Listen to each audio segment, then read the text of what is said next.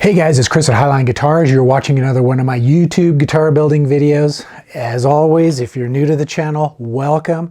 I hope that by the end of this video, I'll have earned your subscription. What I'm going to be talking about in today's video is part 21 of my neck through guitar build. And as promised in the last episode, I'm going to be doing the fretwork. But before I jump in and start that, I think it's important to understand my approach to doing fretwork, because if you've watched other videos where guys are doing fretwork, you'll notice that they will level the frets and then they crown them, dress the ends, and then polish them. However, all I'm going to be doing in this episode is I'm going to level the frets and then recrown them. I'm not going to do any dressing or polishing. That's going to come later. And the reason for that is because I want to assemble the guitar, string it up, set the action, tune it, intonate it, and then test play the guitar to make sure that there are no high spots that might give me a little bit of trouble. Sometimes, even if you do your due diligence when it comes to leveling, a fret might escape that treatment. And there's also other issues like changes in the environment, the stress that's placed on the neck when you string it up, all those kind of things that can affect how the fretboard performs when you play it. So later on, I'll play it after I've assembled it all, and I'll look for any potential spots that are giving me trouble, and then I can spot level, spot recrown. Then I can take the strings off and dress the ends and polish the tops and get it all done for the final presentation of the finished instrument. But enough talking, let's jump in and I'll bring you in closer and you can watch my process for doing the leveling and recrowning. The first thing I need to do is to make sure that my neck and fretboard are absolutely level. When I level the frets, I always make sure that the neck is straight and level. I don't simulate string tension, nor do I artificially induce any sort of relief towards the center. I prefer to level them with the fretboard level. It's important to remember this is not a used instrument that I'm repairing. It's not a vintage instrument that I'm trying to restore. This is a brand new guitar. It's a totally different process. Well, I shouldn't say totally different, but it's a bit different. I just find that it's better to keep that fretboard nice and level. So what I'll do is I'm going to use my notch straight edge. I'll place it on the fretboard. At this moment, the truss rod is in the neutral position. It's loose. It's not doing anything. So then what I'll do is I'll take a feeler gauge, and what I'm going to do is see how thin of a gauge I can slide underneath the fretboard at about roughly we'll do the 9th fret. Now this is a 3/1000 of an inch, and it slides pretty easy. I can feel it sort of scraping both the fretboard and the notch straight edge. So that may be the exact dimension. I'll try 4/1000, a little bit thicker, and see if that makes any difference. Okay, this one really doesn't want to go under. So I know I've got at least 3/1000 of an inch of relief towards the 9th fret. So what I'm going to do, I'll come around to this side. I'm going to take my super long 4mm truss rod adjustment wrench, and I'm going to put just a little bit of like a hill bow in, so that the center is leveling out. And it doesn't take much to do it. I always forget whether I need to call it up bow, back bow, front bow, top bow. But I'll put my notch straight edge in position. I'll grab that 3mm gauge again, and we'll see. Okay, it won't go under. And I can tell I could probably try like a 1/1000 of an inch, and that might slide under, but at this stage, I don't think that it's a big issue. So I have the fretboard, for all intents and purposes, dead flat level. Now I want to check the frets themselves, or the fret wire. So I'm going to use a precision straight edge, and I'll just set that right on top. And then I will grab my feeler gauges again, and this time we'll go with, we'll take the 3/1000 of an inch. And this might just slide under there, which it does. And it slides pretty easily. I could probably go up to, let's try 5/1000 of an inch.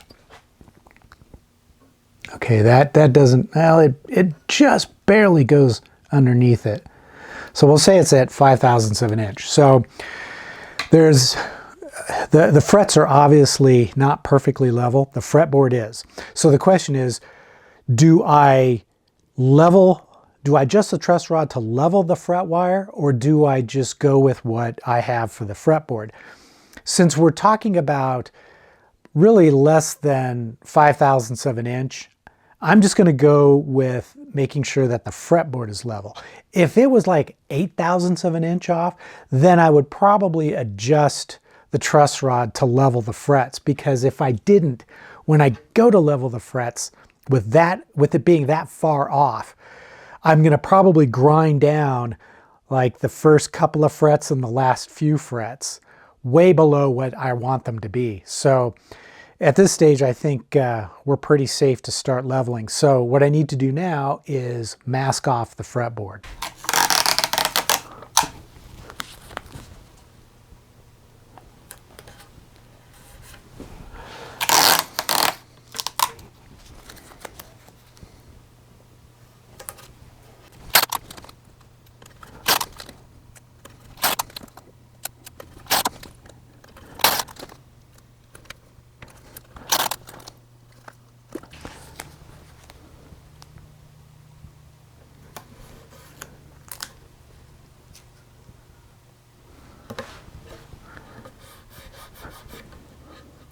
As I was making this video, I was also checking comments that viewers are posting on the other videos on my channel, and it occurred to me that some of you watching may have no idea what I'm talking about when I talk about leveling the frets. You may be a really skilled and talented guitar player, but maybe you have most of the work done to maintain your guitar done by another luthier. And if you're kind of interested in maybe taking on some of this work yourself, you may have stumbled onto this video and you're wondering, what does he mean by leveling the frets? Well, it's really simple. What we're trying to do is make sure that the top of each fret wire is the exact same height as the frets on either side of it, all the way up and down the fretboard. It has to be perfectly level. If a fret is too high, when you're playing, pressing the strings down to the frets on the tuner side of that high fret, it could cause the strings to buzz against the frets. And that's why you get that annoying buzz sound. And a lot of people will think, well, I'll just adjust the truss rod to get rid of it. And that's not really the proper way to do it. You want to make sure that all the frets are level. Also, when you have all the frets level, you can lower your action as much as you possibly can without getting any string buzz, and that just makes the guitar easier to play. So that's just basically in a nutshell what fret leveling is. Now the tools that we use to do this are going to scrape off the top of those frets as the tool moves along its length. And when I first started building guitars, the guy that I learned from used a 14-inch long metalworking file. It was a very fine-tooth file, and he would just set the file on the frets and then scrape the tops and get them level that way. And it works, but it does gall the top of the frets fairly significantly, which means it takes a lot more work to remove those marks, the file marks, and to polish out the frets. Well, the tool that most luthiers and guitar techs and repair people use today is one of these. This is a fret leveling beam. It's just a block of steel. Now, I prefer steel. You can get them in aluminum, but I like steel because steel is harder and less prone to damage, and it also has considerable weight to it. Both edges are tool working edges, and they are machined absolutely flat. And as you can see on this one, I have applied an abrasive strip, and this is just simply 220 grit sandpaper. I take a sheet and I cut strips and I attach it with double-sided sticky tape.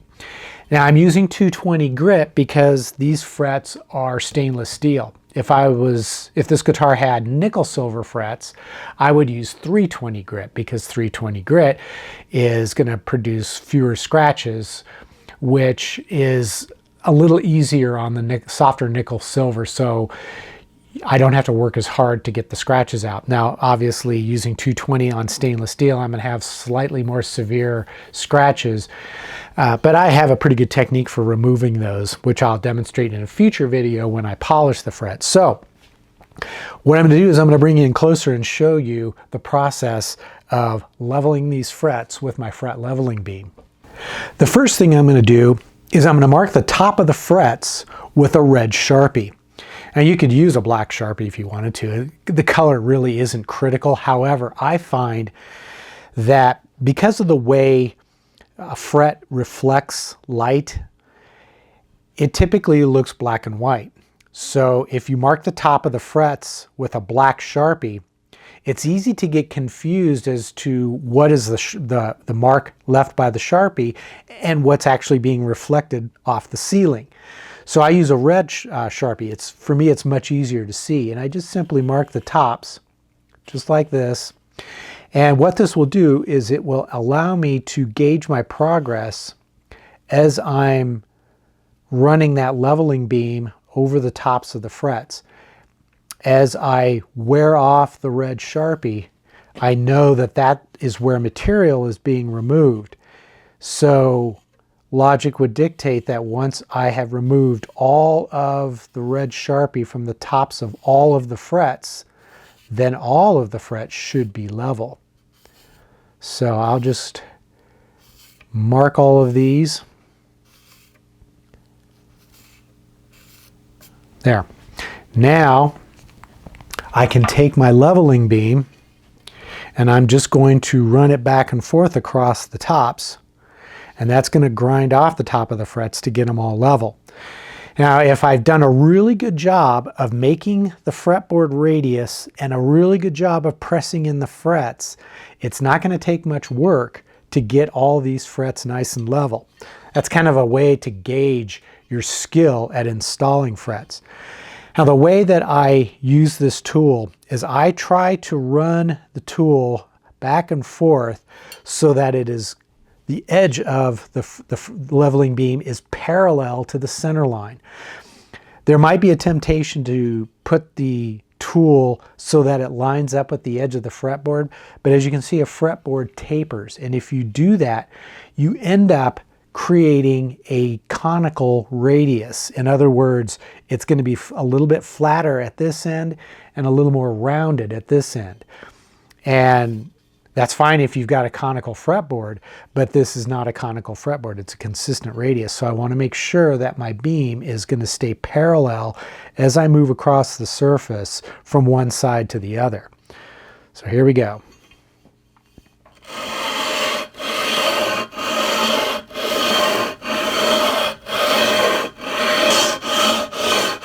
Now you may be wondering, how much pressure am I applying? I'm not. I'm just using the weight of the beam itself. And as I mentioned before, this is a steel beam, so it has a fair amount of weight. Aluminum, you would probably have to press down a little bit because it's so light. But with the steel, I don't have to. And immediately I can see where I have removed some of that red Sharpie. That tells me I have scraped the fret down and remove material from that spot. And there's a couple of little spots here and there where the red Sharpie has remained.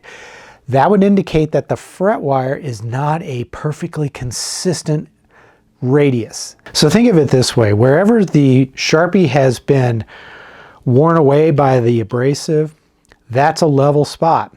Everything will be level in there. Wherever you still see red Sharpie on the top of the fret wire, that's a low spot, and it still needs to be worked with the tool to bring it down level. Once all that red is gone, then the frets are level. Now it is possible that you could end up with a fret or two where you just can't get rid of that little bit of red Sharpie. You have to make a judgment call. Do you continue to level until it goes away, or do you just replace that one fret with a new fret wire? Because wherever a troublesome portion of red Sharpie remains is an indication of a dimple in that fret wire. And it's possible that trying to level all the frets to match the low spot on that one dimple, you'd end up removing so much material that you essentially ruin the other frets. So you got to make a judgment call when you see a hard to remove red spot or red Sharpie on the top. So I'm just going to continue here.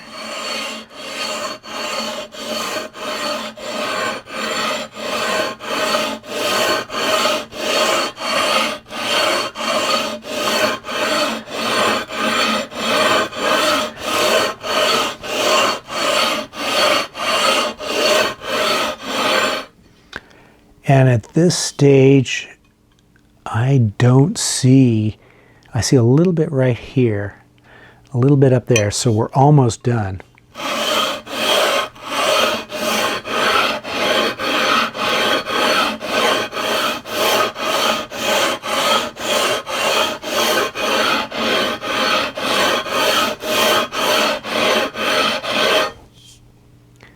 And it's two little spots right there.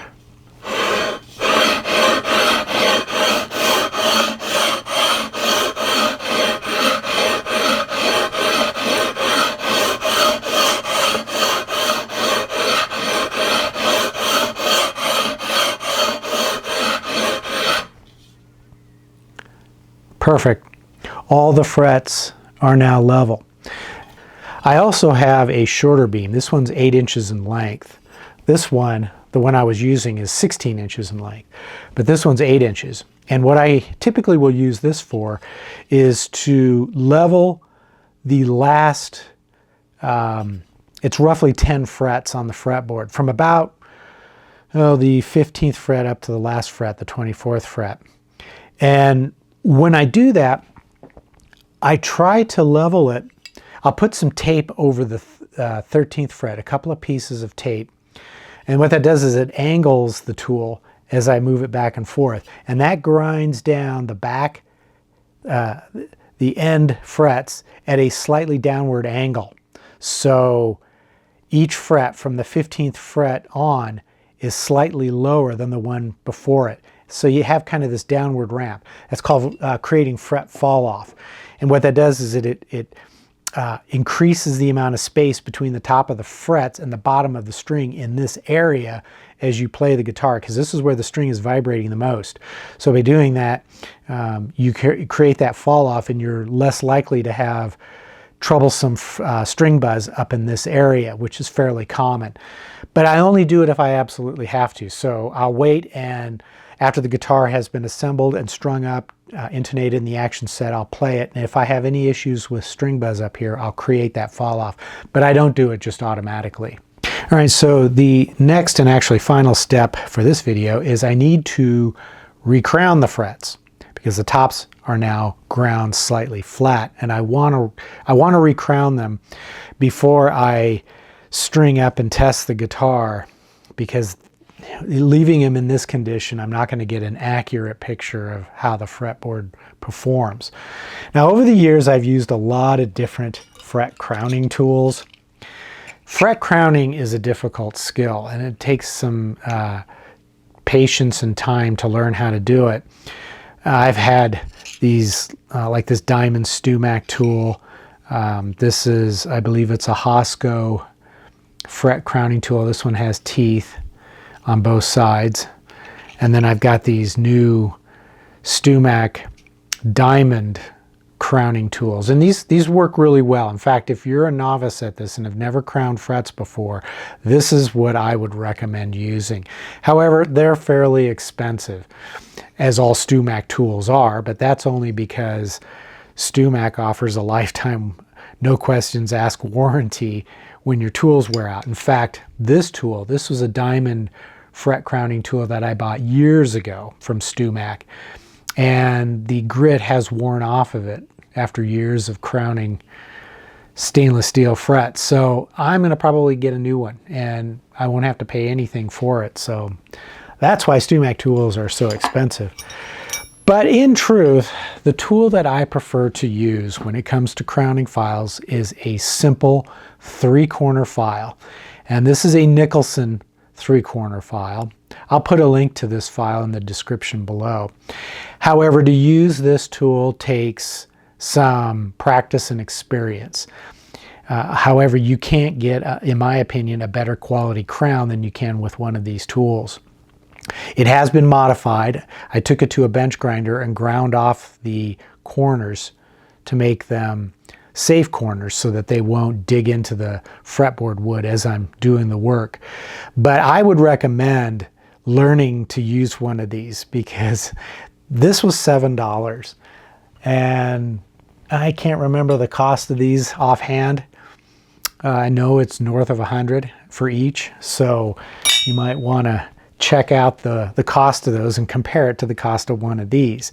Mastering one of these tools will save you money. It's going to give you better results.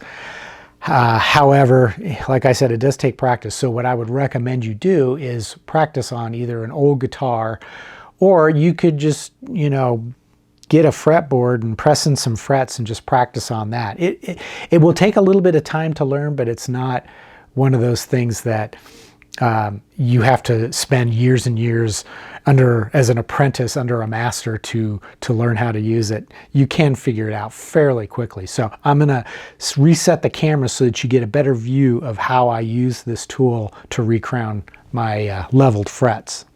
I put the camera at kind of a low, slightly downward angle to the sides of the frets. And the first thing I'm going to do is, once again, I'm going to mark the top of the fret with my Sharpie. And this is just to help me gauge my progress as I'm crowning it. But I'll take this tool and I'm just going to place it so that I have one side parallel to the surface of the fretboard, so that the other side, this will be the working side, is at an angle right up against the fret. And these frets, or these files, will only cut in one direction, but they are so hardened that you can move the file back and forth, and it's not going to prematurely wear out the file. I've been using this same file for over 15 years, and it still cuts as clean and as efficiently today as it did when I first bought it. So don't worry about going back and forth. Some of the purists out there will say, you're using wrong filing techniques. You're supposed to file in one direction and lift it off the material. Nah, don't worry about it. So I'll just file like this for a few strokes. Then I'm going to gradually start to roll it over as I'm filing. And that's going to remove material from this side and gradually round it towards the center of the fret wire.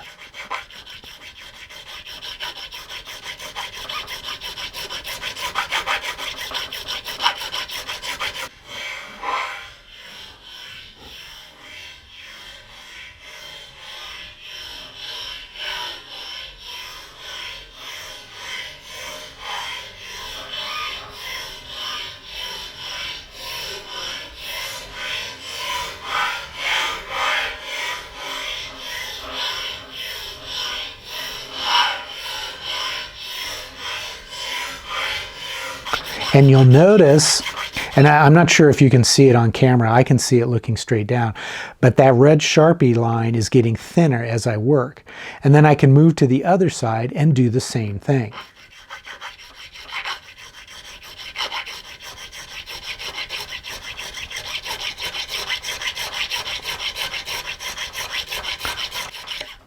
And you want to take care not to go over the top.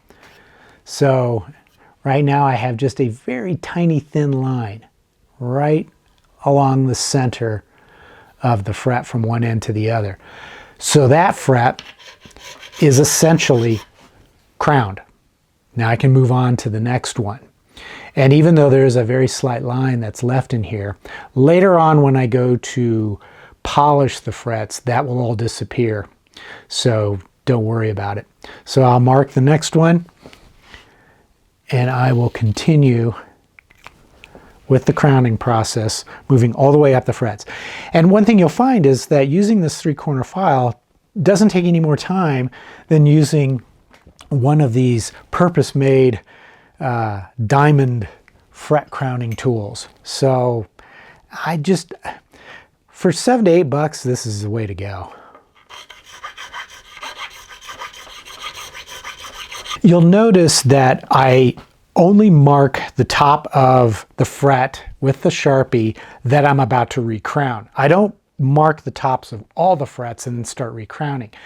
The reason is fret work can be tedious, and it's really important to periodically take breaks as you're working. Otherwise, you start to wear yourself down, and then you start to, the quality of your work can suffer.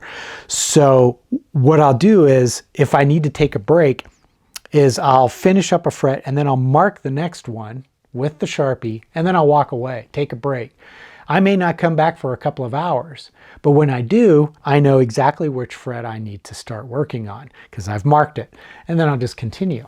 Now, you've probably seen guys using these fret rockers to see if they've got a high spot, and you do that by working 3 frets at a time all the way along the fretboard. I don't use these at this stage. I'll wait until after I've strung up the guitar and test played it. And if I run into an issue with a string that's buzzing, I can use this tool to figure out exactly which fret is giving me the problem. But right now, it's not really necessary. I mean, you can do it if you've got the time to waste, but otherwise, just wait and do it later once you are ready to test play the guitar.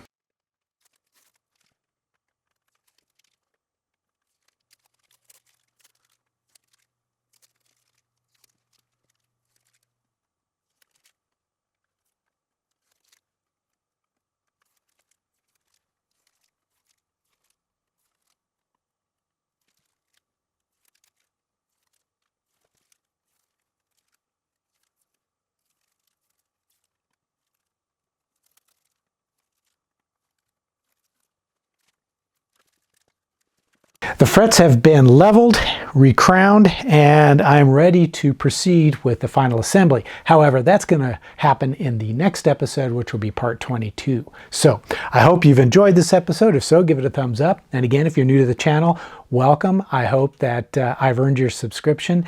And until the next episode, take care, stay safe, and I hope you'll be back for episode 22.